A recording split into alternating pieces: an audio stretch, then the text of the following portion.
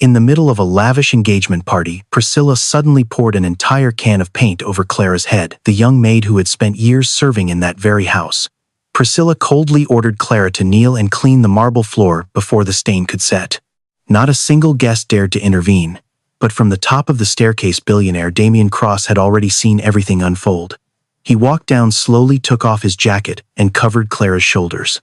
Then he demanded the band stop playing and every door be locked.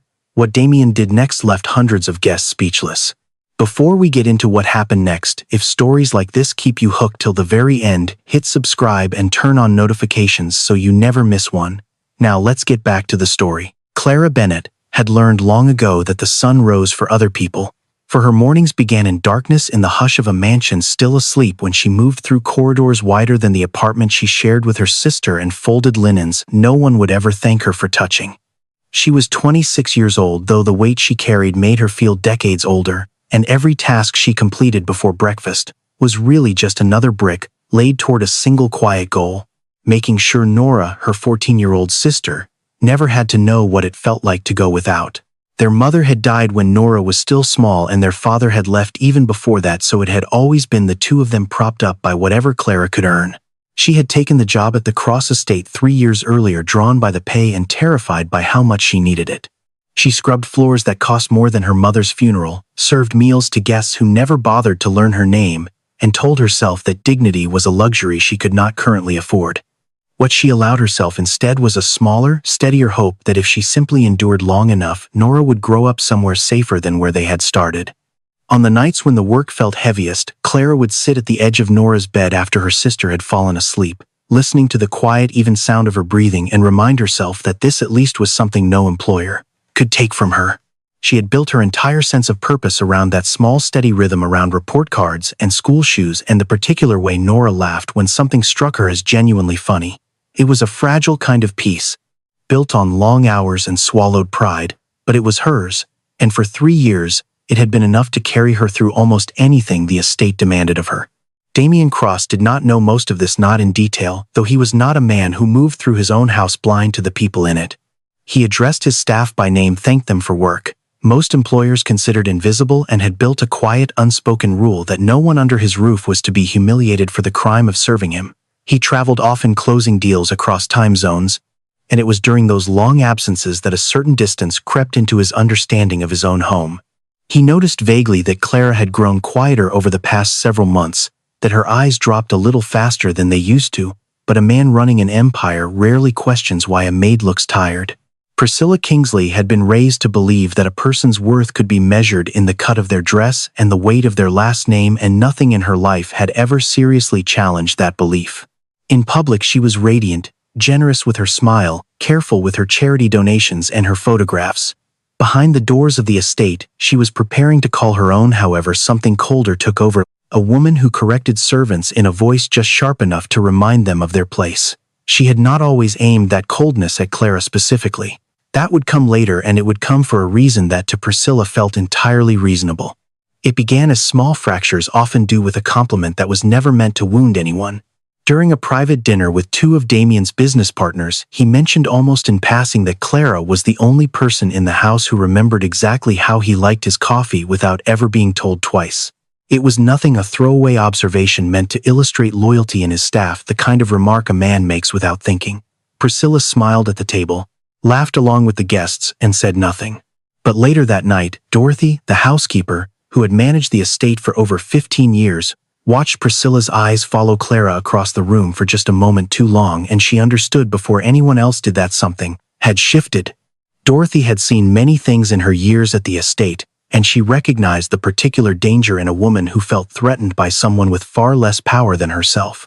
She pulled Clara aside not long after, and warned her gently to keep her distance from Priscilla whenever possible, to avoid being alone with her if she could help it.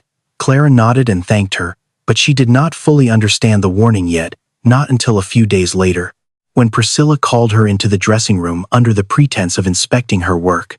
Priscilla took her time that afternoon, running her fingers along the seams of a freshly pressed gown, searching for a flaw that did not exist. The dressing room smelled of lavender and expensive candle wax, and Clara stood near the door, with her hands folded in front of her the way Dorothy had taught new staff to stand when waiting to be addressed.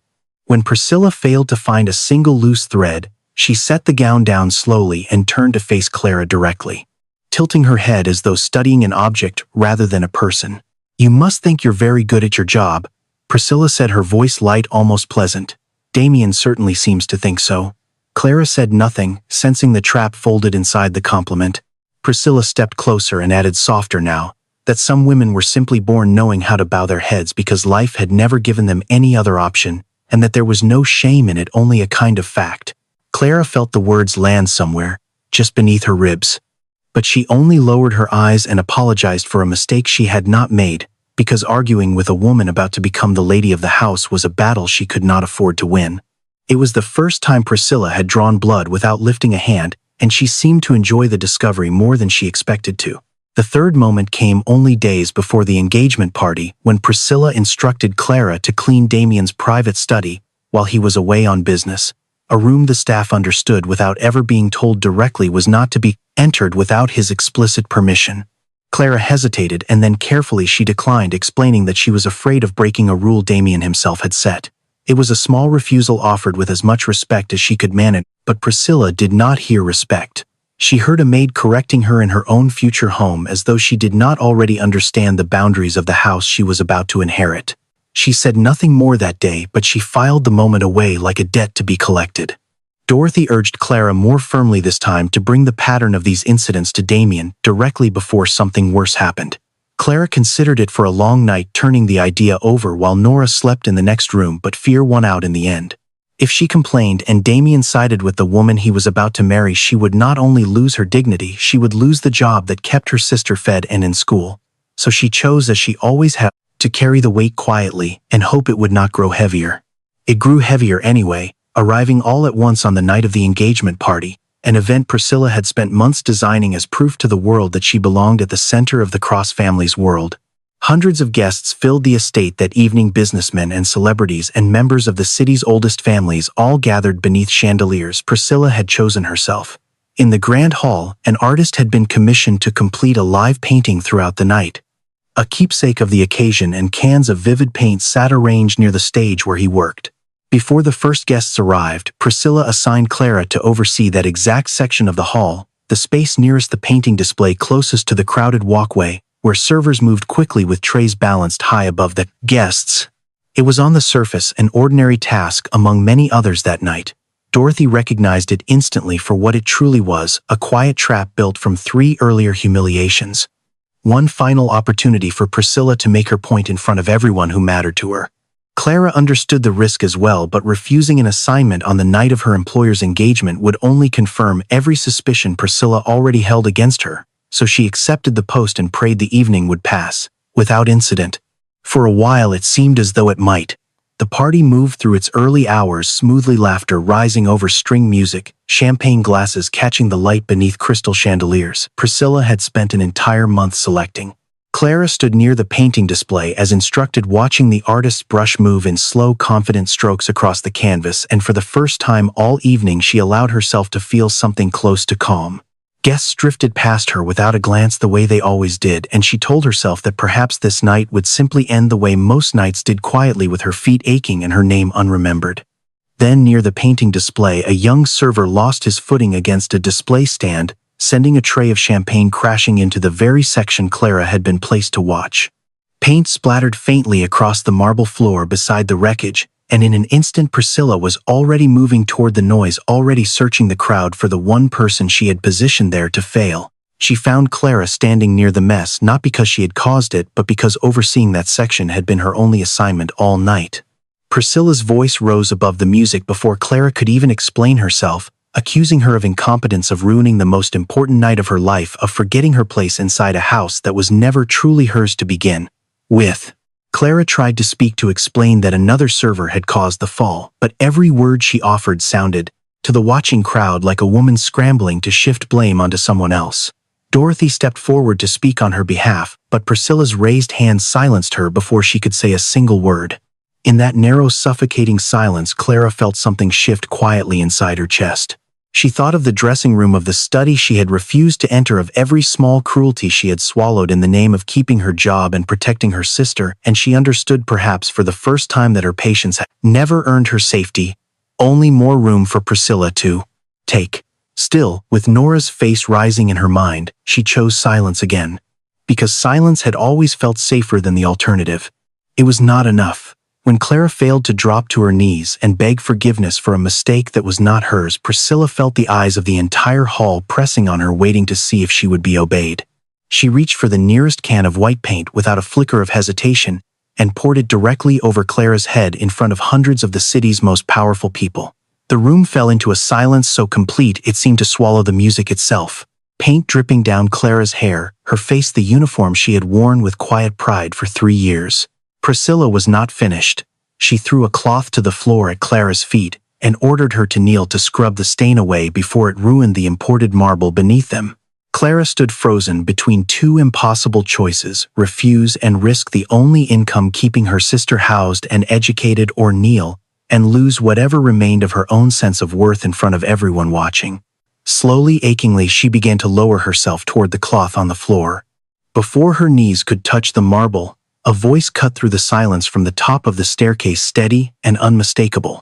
Damien Cross had seen everything. Damien came down the staircase without hurrying, without raising his voice, as though the 200 guests frozen around him did not exist at all. He reached Clara before she could finish kneeling and gently caught her by the shoulders, lifting her back to her feet with a steadiness that made it clear he had already decided what came next. He shrugged off his jacket and settled it over her, covering the paint that had soaked through her uniform, and for a moment his hand rested lightly on her arm, as though grounding her back into a room that had just tried to erase her. He turned to Dorothy, who was already moving toward them, and asked her to take Clara to the room adjoining the hall to check whether the paint had burned her eyes or skin, and to stay with her until he came. Clara did not resist. She let herself be led away, grateful for even a few minutes out of the hundreds of staring eyes, though she could still hear the silence behind her, heavy and unnatural, pressing against the back of her neck like a held breath. Priscilla recovered first, smoothing the front of her dress as though composing herself for a photograph, and stepped quickly toward Damien before he could say anything to the room. She kept her voice low, urgent, insisting that Clara had ruined months of planning, that she had only meant to teach an employee a lesson about responsibility, and that surely he did not intend to turn one small accident into a scandal in front of every guest who mattered to their future together. A few of her closest friends drifted closer as well, murmuring that whatever needed to be discussed could wait until morning, that no one wanted to see two respected families embarrassed over a household matter. Damien did not argue with any of them. He did not raise his voice or accuse Priscilla of anything in front of the crowd. Instead, he lifted one hand toward the band still frozen mid-song and asked them calmly to stop playing. He asked the waitstaff to set down their trays and stand still. He asked every guest by name where he knew it, and by gesture where he did not, to remain exactly where they stood. It was the stillness of his voice, more than any anger could have been, that made Priscilla's confidence begin to crack at the edges. When the hall had gone completely quiet, Damien did not immediately confront her. Instead, he asked that every member of the household staff be brought into the grand hall, from the kitchen to the gardens to the private wing upstairs. Guests exchanged uncertain glances as maids, groundskeepers, and kitchen staff filed in slowly, unsure why they had been summoned into a room full of people who had never looked twice at them. Once they had gathered, Damien turned to face them all and asked a single question, his voice carrying easily across the silent hall. He wanted to know if anyone standing there had ever been insulted, threatened, or humiliated by Priscilla during the times he had been away from home. For a long moment, no one moved. Priscilla straightened, a small, confident smile returning to her face, certain that fear would keep every mouth in that room sealed shut. She had, after all, spent years making sure her staff understood exactly what it would cost them to speak against her. Dorothy was the one who broke the silence. She stepped forward with the calm authority of someone who had earned the right to be heard in that house, and she described in careful detail an evening months earlier when Priscilla had docked an entire month's wages from a young housemaid over nothing more than the arrangement of pillows on a guest bed, and had threatened to have her dismissed if she dared mention it to Damien. The room absorbed this in silence, and something in the air shifted, as though a single crack had opened a door that could not be closed again. After Dorothy, an older groundskeeper stepped forward, his hands still rough with soil from the garden he tended every day. He explained that Priscilla had once accused him of killing a rare orchid through neglect when in truth she herself had watered it incorrectly and blamed him rather than risk Damien's disappointment. Then came the head chef, a broad-shouldered man who rarely spoke above a murmur, who admitted that Priscilla had once berated him in front of his own young son, who had come to visit him during his shift, using words he refused to repeat in front of the boy again.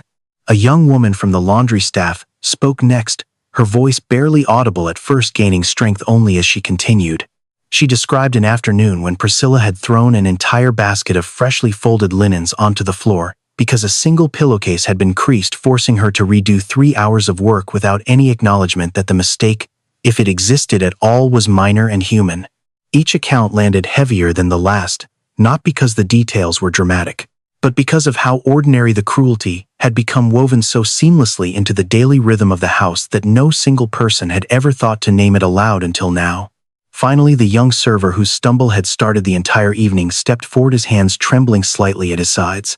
He admitted that only an hour before the party began, he had personally overheard Priscilla instructing the household staff to place Clara in charge of the most crowded, most hazardous section of the hall, the one nearest the painting display, and that at the time he had assumed it was simply bad luck, rather than a deliberate setup. Priscilla interrupted him sharply, insisting he was lying, accusing the entire staff of conspiring with Clara to destroy her engagement out of jealousy or spite. Her voice climbed higher with every denial, but the more she protested, the more the room seemed to lean away from her rather than toward her. Damien allowed every account to be spoken in full before he moved again. Then he turned toward the enormous screen at the front of the hall, the one originally prepared to display photographs from the evening's celebration, and nodded to a technician standing quietly near the wall. The screen flickered to life with security footage instead, time-stamped from earlier that same night, showing the exact section of the hall where the accident had occurred. The footage made it unmistakably clear that Clara had not caused the fall that started everything, and moments later it showed Priscilla herself lifting the can of paint and walking deliberately toward Clara before pouring it over her head. Without hesitation, no one in the hall spoke. Guests who had laughed at Priscilla's jokes an hour earlier now stared at the screen with expressions caught somewhere between disbelief and quiet judgment. Every excuse Priscilla had offered in the past several minutes crumbled at once, replaced by the plain, unavoidable evidence playing above her head for everyone to witness. Priscilla seemed to understand in that moment that denial was no longer an option available to her. Her expression shifted quickly, tears rising to her eyes as she turned toward the crowd and began speaking of the unbearable pressure she had carried in the months leading up to the wedding, the expectations placed on her by both families, the fear of never being considered good enough to stand beside a man like Damien. She moved toward Clara, arms lifting, as though to embrace her, the beginning of an apology already forming on her lips. Clara stepped back before Priscilla could reach her. She had spent 3 years learning to read the difference between sincerity and performance in the voices of people who had power over her, and she recognized instantly that this apology was not meant for her at all. It was meant for the room, for the cameras. Someone in the crowd had surely already raised for the engagement. Priscilla could feel slipping through her fingers. Priscilla turned back to Damien instead, her voice breaking as she begged him not to destroy their future over a single moment of poor judgment. Members of her own family moved closer as well, reminding him quietly that ending things publicly, in front of business partners and lifelong friends, would damage relationships and agreements that had taken years to build between their two families. For a brief moment, the entire hall seemed to hold its breath, waiting to see whether Damien would choose the comfortable path or the harder one. Damien walked to the small stage where the artist's painting stood, forgotten, the single white smear of paint still drying near its edge, and asked Priscilla to join him there in front of everyone. Guests assumed, watching his calm expression, that he intended to forgive her quietly and preserve the evening, the engagement, the fragile peace between two powerful families. Instead, he removed a small velvet box from his jacket, opened it, and placed the engagement ring gently on a nearby table rather than returning it to her hand. He told her in a voice steady enough to reach every corner of the silent hall that she still had one final chance to prove her apology meant something real. He asked her to stand before every member of the staff, to look each of them in the eye, and apologize without blaming pressure, family, or circumstance for what she had done. Then he said she would kneel beside Clara and help her clean the very stain she had created, not as punishment but so she might finally understand, in her own body, what she had asked another human being to do in front of a room full of strangers. Priscilla looked slowly around the hall at faces that had once admired her, applauded her charity work, praised her taste and her grace, all of them now waiting silently to see what she would do. Something in her expression hardened instead of softening. She told Damien flatly that she would never lower herself in front of people who worked for a living to survive, that her pride would not allow her to kneel for anyone regardless of what she had done. The words landed harder than the paint ever had. Damien lifted the ring from the table and closed the box around it, his voice quiet but final as he told her that he had never asked her to kneel before them. He had only offered her the chance to stand beside them as an equal, and even that she had refused. He announced simply and without theatrics that their engagement was over. No one in the grand hall said a single word. By the following morning, the video had already found its way beyond the walls of the estate. Someone among the guests had recorded the entire confrontation on their phone, and within a single day it had spread through every social circle. Priscilla had once belonged to shared and reshared until her name became inseparable from image of a paint can tipping over a stranger's head. She lost the engagement first, then the invitations to galas she had attended for years, then one by one, the friends who had once called her graceful and generous in equal measure. Rather than accept what the footage had revealed about her, Priscilla began telling a different story to anyone who would still listen. She insisted that Clara had spent months quietly working her way into Damien's affections, that the maid had orchestrated the entire humiliation to make herself appear sympathetic, and that the broken engagement was proof of a seduction, rather than a reckoning. A handful of tabloid outlets seized on the narrative eagerly, painting Clara as the other woman in a scandal that had never actually involved romance of any kind between her and Damien. Reporters began appearing outside the small apartment. Clara shared with her sister, calling questions through the door, photographing her on her way to the bus stop as though she were the one who had done something wrong. The story followed Nora to school as well, where classmates who had seen the video online began repeating the ugliest version of it in the hallways, calling her sister names that had nothing to do with the truth. Clara had lived every day for 3 years. One evening, Nora came home in tears before Clara had even finished changing out of her coat, and the sight of her sister's face broke something open in Clara that months of Priscilla's cruelty never had. Nora explained through halting breaths that a group of classmates had shown her the video during lunch, laughing as they called her sister names. Clara refused to even repeat inside her own mind. Then Nora asked the question that would stay with Clara long after that night ended. Her voice small and unsure, wanting to know if all of this suffering existed only because of her, because Clara had taken the job in the first place to support her. Clara pulled her sister close and held her without answering right away, searching for words that could carry the truth without adding to the weight Nora was already carrying. She told her eventually that none of this was because of her, that every difficult choice Clara had made over the past 3 years had been made freely out of love rather than obligation. But the words felt smaller than the pain they were bare and meant to comfort. Later that night, once Nora had finally fallen asleep, Clara sat alone at the kitchen table and understood with a clarity that frightened her that her silence had never protected either of them the way she believed it had. She wrote her resignation letter that same night, choosing each word carefully, thanking Damien for his kindness without ever mentioning what it had cost her to receive it.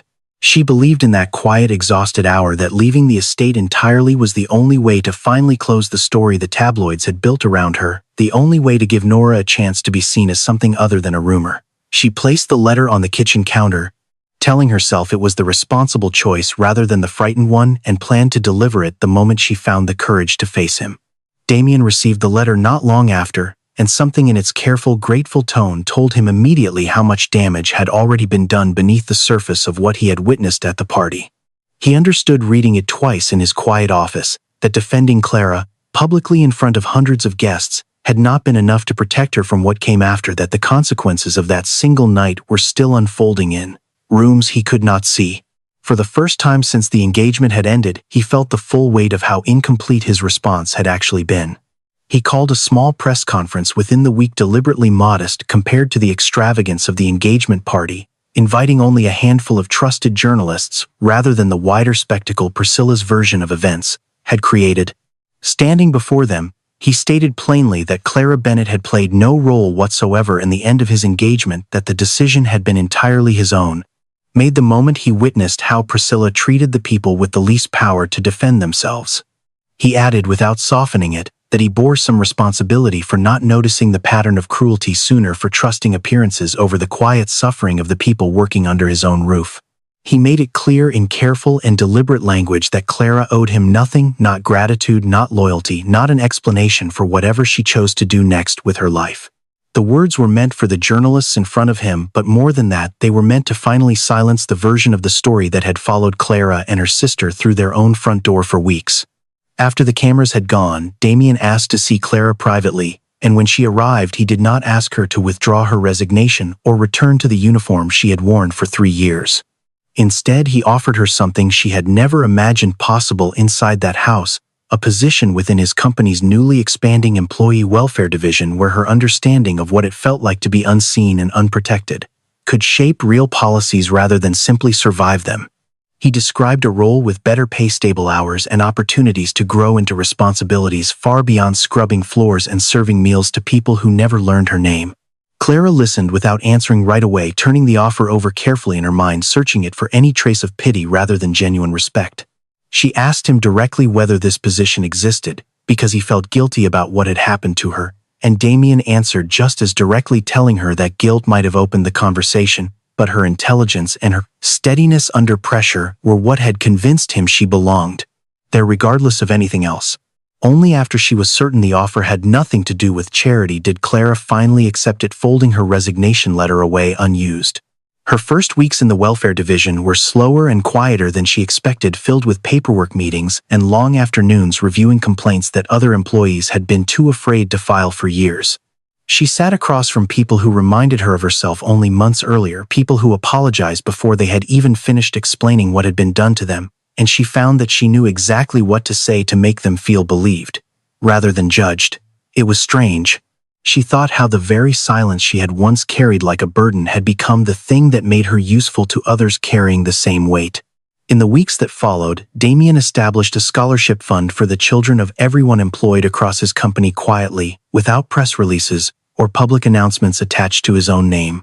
Nora became one of its first recipients, chosen not because of who her sister was or what had happened at the party, but because her grades and her determination had already marked her as exactly the kind of student the fund was designed to support. When the acceptance letter arrived, Nora read it 3 times before she believed it was real, and for the first time in months, Clara watched her sister's face hold something closer to hope than exhaustion. That evening, Nora sat across from Clara at their small kitchen table, the same table where she had once asked whether all of their suffering existed only because of her, and she asked a different question this time. She wanted to know if Clara was proud of her, and Clara answered without hesitation that she had always been proud of her long before any scholarship or any acceptance letter arrived to prove it. Nora smiled, then a real smile, the kind Clara had not seen on her sister's face in longer than she wanted to admit, and something in Clara's chest finally loosened after months of holding itself tightly closed. Several months passed before Clara found herself standing in the same grand hall again, though this time she wore a tailored blazer instead of a uniform, attending a company event as a member of the welfare division rather than someone hired to serve it. She noticed near the far wall, the painting the artist had completed the night everything changed, still displayed exactly where it had been finished. A single streak of white paint remained visible near its edge, left untouched rather than painted over, and beneath it hung a small plaque bearing a short line the artist had chosen to add afterward. The plaque read simply that a person's true character reveals itself most clearly in the moment they believe no one important is watching them. Clara stood in front of it for a long moment, thinking of every quiet humiliation she had swallowed in that same room, of Nora's frightened question at their kitchen table, of the version of herself who used to lower her eyes before anyone had the chance to look at her directly. She realized, standing there in clothes that belonged entirely to her own effort, rather than anyone's charity, that she no longer recognized that version of herself at all. Dorothy still managed the estate, older now but sharper in ways that mattered, having watched every policy protecting the household staff grow stronger since the night Priscilla's cruelty had finally been dragged into the light. Priscilla herself had left the city entirely, her name rarely mentioned anymore, except as a quiet cautionary tale among the social circles that had once celebrated her. What cost her everything in the end was never the paint, never Clara, never even Damien's decision to end their engagement in front of hundreds of witnesses. It was her own refusal in the one moment that mattered most to see the people beneath her as anything close to equal.